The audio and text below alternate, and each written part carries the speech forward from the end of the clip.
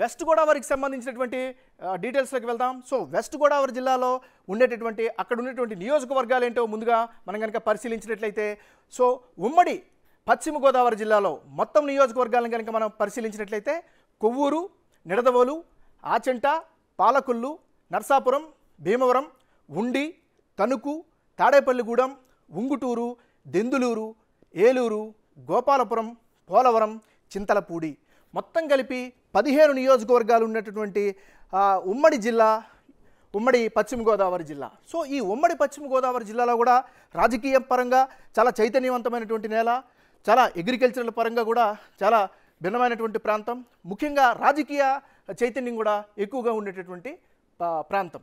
మరి ఈ ప్రాంతంలో బిగ్ టీవీ చేసినటువంటి సర్వేలో వచ్చినటువంటి వివరాలేంటి, ఫలితాలేంటి కనుక ఒకసారి పరిశీలించినట్లయితే, ఉమ్మడి పశ్చిమ గోదావరి జిల్లాలో ఈ రోజుకి ఇప్పటికిప్పుడు ఎన్నికలు కనుక జరిగినట్లయితే వైఎస్ఆర్ కాంగ్రెస్ పార్టీకి అనుకూలంగా కేవలం 2 స్థానాలు మాత్రమే మా సర్వేలో కనిపిస్తున్నాయి.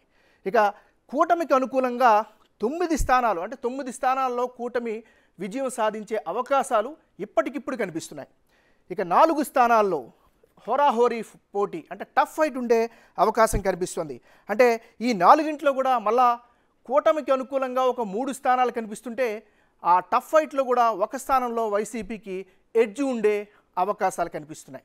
అంటే ఒక రకంగా చూసినట్లయితే ఉమ్మడి ఉభయ గోదావరి జిల్లాల్లో, అంటే ఇప్పుడు చాలా జిల్లాలుగా మారిపోయినాయి, కానీ ఉమ్మడి ఉభయ గోదావరి జిల్లాల్లో రాజకీయ పరంగా చూస్తే 2014లో ఆల్మోస్ట్ ఆల్ తెలుగుదేశం పార్టీ అప్పుడు ఈ 2 జిల్లాల్లో క్లీన్ స్వీప్ చేసినటువంటి పరిస్థితి.